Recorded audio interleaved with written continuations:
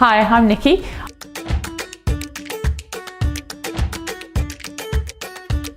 I am currently under the tuition of Andrew Armstrong, who runs the workshop here, and I'm on my second guitar. I heard Andrew being interviewed on the ABC radio.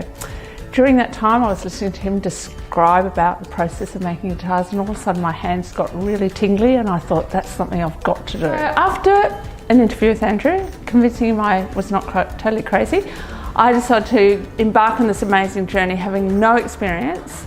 I came along to my first lesson and I had to use all sorts of equipment, which I didn't know. But through the journey, it's been the most amazing process. It's about the process for me. It's about feeling the timber, smelling the timber, about shaping and moulding this amazing bunch of timber into a live instrument that will hopefully be passed down through generations.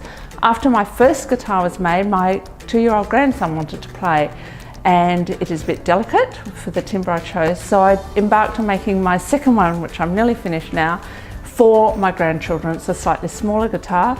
Part of this journey is also I roped my daughter in to make her first guitar last year. She too can't play.